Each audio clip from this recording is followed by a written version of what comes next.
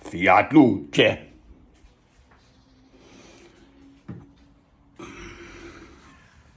Good morning. Tuesday, the 10th of August, 2021.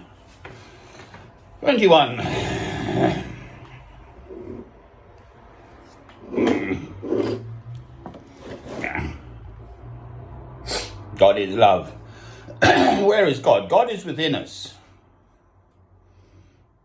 Christ living within us. So that of Christ we have managed to learn, garner, glean, understand. Everything, anything we know of Christ is living within us. There is love. And with love in our hearts, anything is possible. So that's the answer. Of course there are going to be struggles in our lives. I'm sorry, that is just part of the human condition until the second coming, when everything will be just wonderful, obviously. But until then, there are going to be struggles. So we, get used to the idea, really, quite frankly.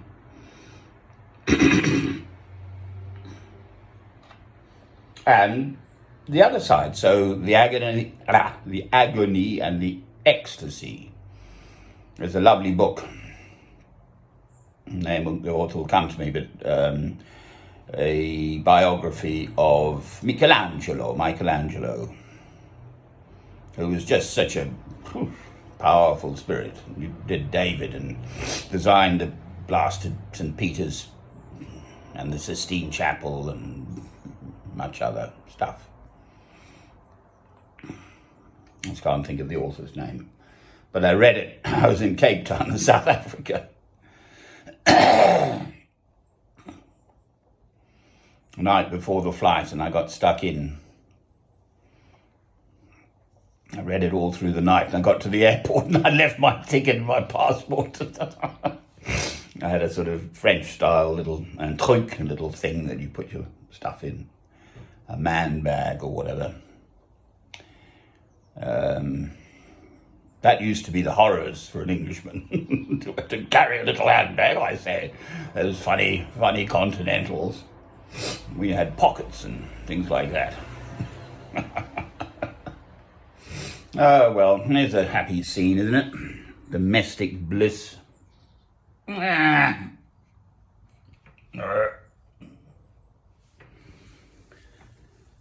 So, God is love.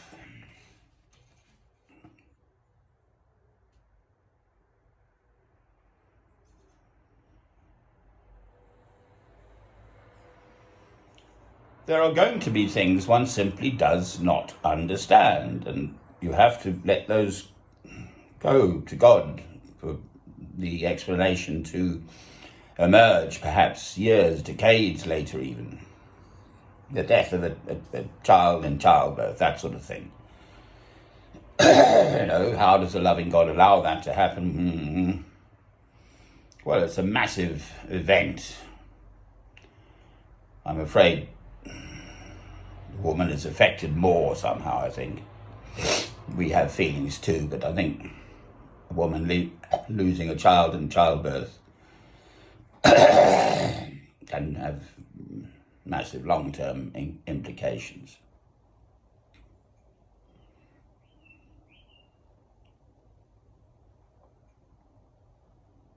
So, where is the loving God in those circumstances? Well, fortunately, I'm not God. In case anyone was wondering, people think of God as an old man in a fluffy white cloud with a big beard. It's not me, it's someone over there. God is everything. God is the Alpha and the Omega, the beginning and the end. What happened before the universe started, the Big Bang? Well, that was God. And what's going to happen when the universe finally fizzles out of energy? Well, that's God too. So I wouldn't worry about it, really. God is just a little bit more than some old man in a fluffy white cloud. And male and female too is another big issue, obviously. The male is used in the Bible, but God is not gender specific, I don't think. And, it's a human thing, that. Getting all hung up about, is God a man or a woman? God is just God. That's my take on that. Christ, of course, was a man. Was Christ a woman? Well, go and count onions or something. If you think that. Christ, of course, was a man, and the 12 disciples were men. And it is not because it was Jewish it's a matriarchy. The line is passed down through the mother. It's matriarchal. Yes, there's patriarchal as well, I don't know. If you look at Orthodox Jewish behavior, there's a huge separation between men and women. The women aren't even allowed into the temple to pray. And there's a whole lot of stuff.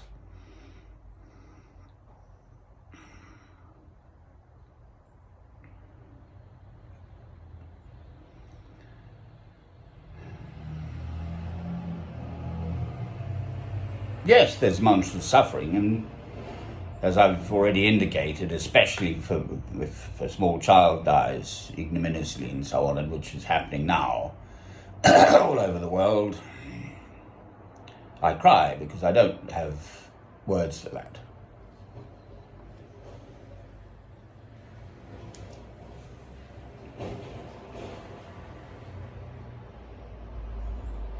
That doesn't mean I dismiss God, because he's not a loving God.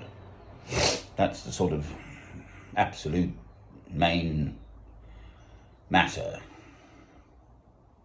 You don't say, oh, there's suffering, therefore there is no God. That's the point. I don't. People do. As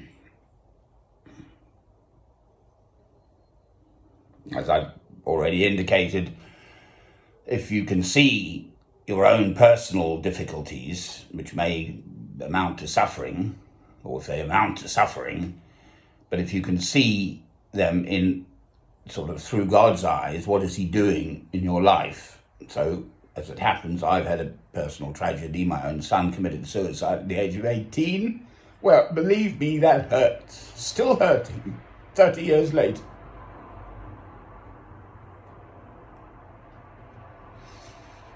My hair and my beard I never cut. They're still growing for my son, Robert Francis. So I do know about this stuff in a personal way. And that, again, I'm awfully sorry, but I see now from this perspective, and have done actually for some time, decades in fact, it's not a new idea to me, that it's a blessing. This is what God wanted. I would not have the faith I have now without that experience in my own personal life. It's as simple as that. I'm a completely transformed human being. I've been through the refining fire to come out whatever I am now. Just filled with the love of God through Christ, and all I want to do is share it. Amen.